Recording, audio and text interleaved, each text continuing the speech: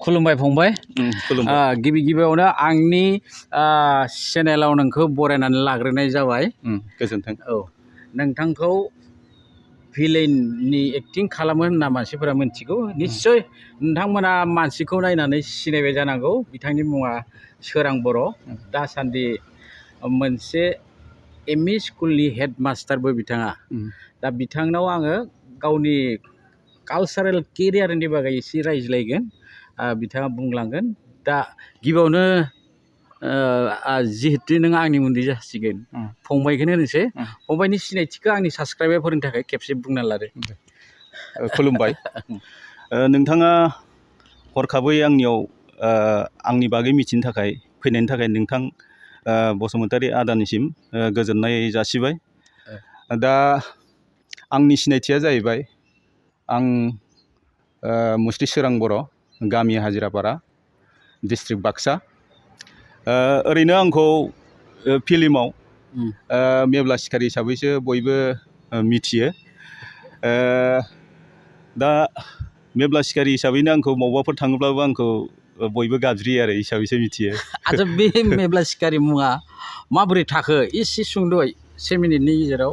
मेब्ला सिखारिया आं मोनसे फिल्म खालामदोंमोन प्रबिन गयारिनि लिरनाय, प्रडिउसार नायस्रां गयारि। मथा मथि 2009 एसेसोआव ओंखारदों बे फिल्मा। नर्थ इस्टनि चित्रलेखा एवार्डबो मोनदोंमोन बियो। बेवहाय आङो थारमाने मेब्ला सिखारि मुङै नेगेटिभ रल खालामदोंमोन। बेवहाय रायजोफ्रा बिराद माने मोजां मोनदों आरो आंनि बे रलखौ। बेनिफ्रायनो आंनि मुङा मेब्ला सिखारि पपुलारिटि जानानै थादों आरो बेनो काहिनिया। बे माने बेनो काहिनि आरो नोंनि। एक्सुवेलि नोङो आवगाय मेथाइसो रोजाबोमोन। बै जे एक्टिं खालामनायनि बे एम्फौआ नोंनि खर' माब्लानिफ्राय बासा लानाय? आङो आसलते मेथाइसो रोजाबोमोन। अल इन्डिया रेडिअ महरगिरिबो। जेवजायाव जानकि नार्जारिजों आंजों जेवजा अडिसन पास खालामनानै रेडिअ महरगिरिबो। दा आङो उन्दैनिफ्राय मेथाइखौ रोजाबखायो। बेनिफ्राय जोंहा न'खराव आदामोन दङ थियेटार, बिसोरबो थियेटाराव थायोमोन। हारिमुनिनो मानसि गोजा।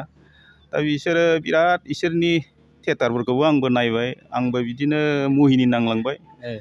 ड्रामाबो खालामनाय आंहा बिराद इन्टारेस्ट दङ एक्टिं लाइनाव। बेनिफ्राय बिदिनो हाइ स्कुल कलेज बेफोराव जोङो वान एक्ट प्लेफोरबो बिदिनो खालामबोबाय। बिदिनो मोनसे ड्रामानि मोनसे माबायाव हाबबोनायसै आरो। बे हिसाबै आङो फिल्म लाइनावबो गोसो जानायसै।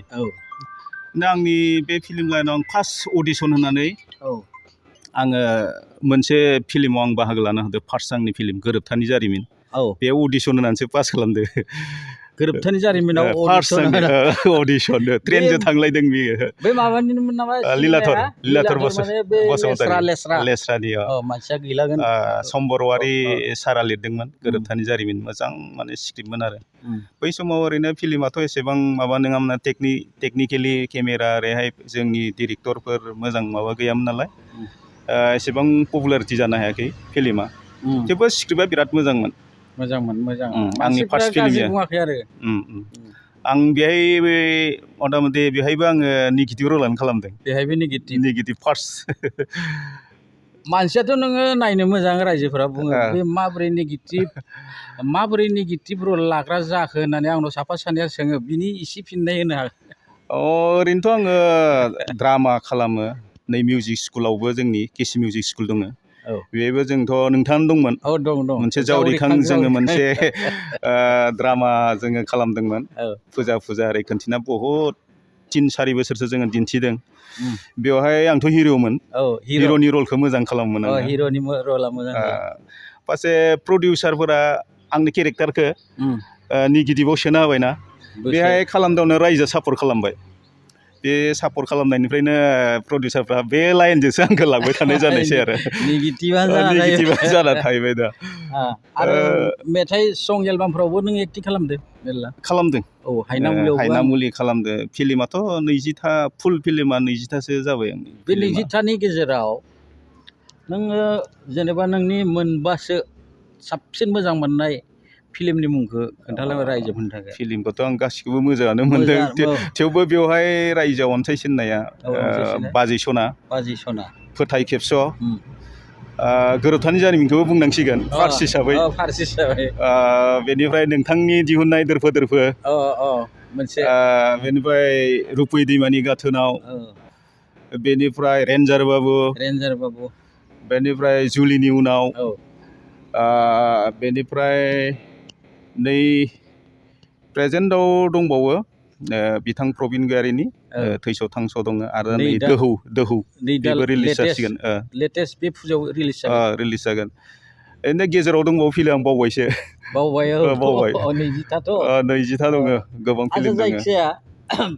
मानसिफोरा इउटिउबाव मोनगोन बेफोरखौ नुबाय थागोन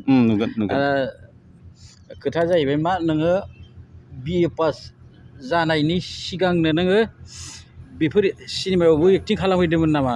आङो कलेज फरायबाय थानायावनो आं रेडिअ' महरगिरि जादों अल इन्डिया रेडिअ' बेनिफ्राय डिग्रि फरायनायावनो आङो गोरोबथानि जारिमिनखौ आङो फार्स्ट माने अडिसन पास खालामदों आरो कलेज लेभेलावनो मथा मथि आं डिग्रि फार्स्ट इयारमोन 1995-96नि बाथ्रा गोरोबथानि जारिमिना बे समावनो आङो अडिसन पास खालामनो माने फिल्माव हाबदों आरो बिनि उनावथ' आङो 2000निफ्राय आङो स्कुलाव हाबनायसै। बे स्कुला माबा नों गायसनहैनाय स्कुल ना? बियो गुबुन हेडमास्टार दंमोन बेयो साख्रि मोननानै रायजोफोरा आरो बर' गाहाय फोरोंगिरि नांगौ होननानै बुस्थु आंखौ लाना थांनानै माबा खालामनायसै आरो बेनिफ्राय आङो नै 2013आव प्रभिन्सियेलाइज खालामनानैसो आंजों लोगोसे 6-7 जनसो जोंनि फोरोंगिरिखौ आङो माने जिउनि राहा खालामना होदों आं बेयाव बिराद सेटिसफाइड दं आरो दा सरकारि जाबाय मोजां मोनजोब्बाय मोजां सोलिबाय दं। आंहा सोंनो गोनां दं दा एक्सुवेलि बेखौ फिननाय होनो बागोन नामा नोङो 20थासो सिनेमायाव गोबां डाइरेक्टर लोगो मोनबोबाय नोंजों गोरोबनाय डाइरेक्टरा सोर एबा नों साबसिन मोजां मोननाय बेखौ दरखार जायो मालाबा खिन्थु नोङो ओरैहाय बुंनो हायो माने बैखौबो मोजां मोनो आङो नाथाय इनिखौ एसे मोजां मोनो ओरैहाय बुंनो हायो दाथ' आङो बेखौथ' बुंथावा बयबोथ' गावबा गाव माने कुवालिटि थायोथ' गावनि कनसेप्ट लानानै सोरखौ सोरनियाबा माने बिहेभा बिराद मोजां सोरनिबा आरो बिहेभा किसुमाना ओरैनो माबायो बिराद थामसा मिलायबाबो बिराद बिनि माबाफोरा मोजां जायो किसुमान आरो साइड माबाथ' थाखालायो बेफोरखौथ' जों नागिरनो थाङा बिनि गेजेरावथ' आङो दा बांसिन प्रबिनजोंनो खालामदों प्रबिननि फिल्मआव बहुद दङ प्रबिनखौनो बुंनांसिगोन आरो नङाबा आरो गुरु निन्दा महापाप होननाय बिदि जागोन दा नोंथांनियावबो खालामदो दा नोंथाङा गाज्रि मोननाङा जा फैला सालसि दं आरो फैला सालसिनावबो आं खालामदो बिसोरबो बिनिफ्राय नोङो मेथाइबो खनबाय एक्टिंबो खालामबोबाय मास्टारबो मोनबाय नै दा मोनसे प्रब्लेम जाना दं बर' सिनेमा इन्डास्ट्रिया एक्सुवेलि सिनेमा हलनि प्रब्लेम खोनादों थाबैनो मोनबासो खालामगोन होननानै बे खोनानाय बाथ्रा नोंनि गोसोआवबोथ' सानखांनाय फैदों निस्सय सिनेमा हला जायोब्ला बर' आर्टिस्टफोरा माने थाइसे थाइनै एसे बारा फैसा मोनगोन एबा सिनेमाखौ देखायनानै प्रडिउसारफोरा फैसा मोनफिनगोन नों मा बिबुंथि होयो सासे रोंगौथि गोनां फोरोंगिरि हिसाबै?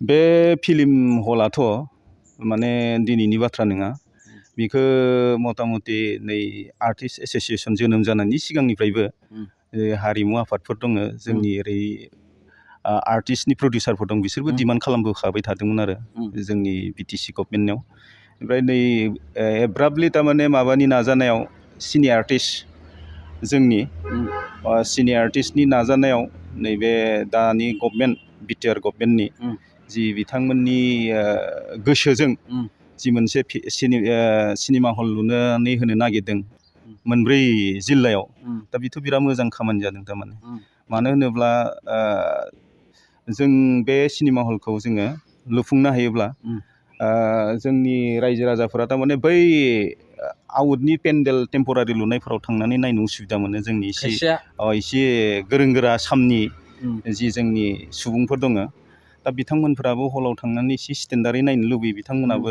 नायनाया बारा जागोन सानदों फारसेथिं जोंनि फिल्म जि प्रडिउसारफोर दिहुननाय बेखौ जोङो कन्टिनिउ थारमाने अखा बांखाबाबो जोङो बेखौ माने दिन्थिनो हानायनि सुबिदा मोनगोन बे बेलायाव माने जोंनि जि फिल्म बे फिल्मा माने जौगागोन आरो थांनानै थानायाव बे हला बिहोमा होगोन होननानै आं सानो आरो लोगोसे आर्टिस्टफोराबो जिहेते फिल्मा जोंना थांनानै थायोबा जौगायोबा बिथांमोनाबो एसेब्लाबो माने बिनिमयखौ मोनगोन होननानै आं सानदों आरो आदसा बे बोसोराव जुदि गंबाय बा गंब्रै लुलांबाबो बिसोरो 40तासो सिनेमा हल लुना होयोब्ला माने 40तासो सिनेमा हलाव नोङो 6 माससोआव ओरैनो 80तासो पेन्डेल मोनगोन मोनसे फिल्मा होमबा प्रडिउसारा ओरैनो फैसा मोनखायो ओंखायनो सरकाराबो मोजाङै गुरुत्त' होनाया गाहाम आरोखि आंबो बेखौनो खावलायनो सानो दा जि माने बिटिआर गभर्नमेन्ट बिथांमोना जि मोनसे गावसोर माने मोनसे प्रसेस लादो बियो जाफुंथों आरो उनाव नोंथां बुंनाय बायदि बे हाबाफारिखौ बिथांमोना स्टेप बाय स्टेप लालांथों आंबो बेखौ आसा खालामदों आरो उनाव मा प्रजेक्टफोर दंबावो नामा आरो गोसोआ बेसेसिम थागोन नोंना बे एक्टिंनि गोसोआ बेखौथ' बुंनो हाला थारमाने आंथ' स्कुलाव थायो नालाय बिराद बेस्थ' थायो हेडमास्टारनि पस्टआव दंना दैलि खामानि फैयो दाथ' अनलाइन जाजोब्बाय बे बेलायाव माने ओंखारनो होनबाबो ओंखारनो हाया थेवबो इन्टारेस्टआ दं दाबो इन्टारेस्ट दं आङो माने पार्ट टाइम हिसाबै दाबो फिल्मखौथ' खालामदोंआनो सम सुजों आरो आंहाथ' इउटुब चेनेलानो दङ मेब्ला सिखारि इउटुब चेनेल दङ आं बेहाय मोनफा मोननै एलबामबो होदों आरो बेहायबो सम दिहुननो हाया आङो बे सर्ट मुभिफोर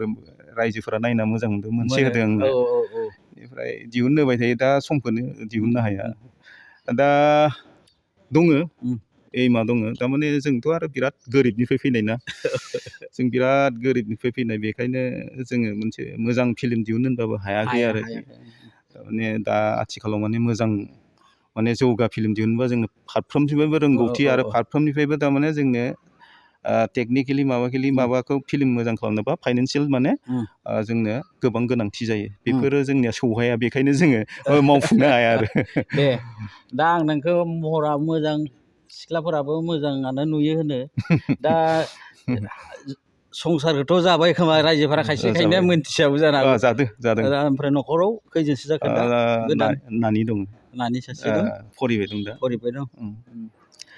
आदसा बेनो जों सावरायनो गोनाङा बेनोसै मात्र जोंनि बे आर्टिस्टफोरनि लुबैनायखौ जुदि बिटिआर गभर्नमेन्टआ स्टेन्डिं गभर्नमेन्टआ जुदि सहाय खालामो बा बिनायखौ होयो अब्ला निस्सय आर्टिस्टफोरा बिथांमोनखौ हेल्प खालामगोन गावसोर हानाय बायदियै हेल्प खालामगोन नङा होमबा आरो मोजां मोनगोन गोसो मोजां मोनबाथ' नोंखौ हेल्पआनो खालामबाय अराय माने सिम्पाथि थाबाय थागोन आरो गोसोआ माने मोजां मोननाया रिलेसना थाबाय थागोन आरो मोजां मोननाया थाबाय थागोन आरो हेफाजाबबो मोनगोन बेखौ बिदिब्ला एसे सम नोंथाङा बर' हारिमुआव आगान होनायनि थाखाय एबा बिहोमा होनायनि थाखाय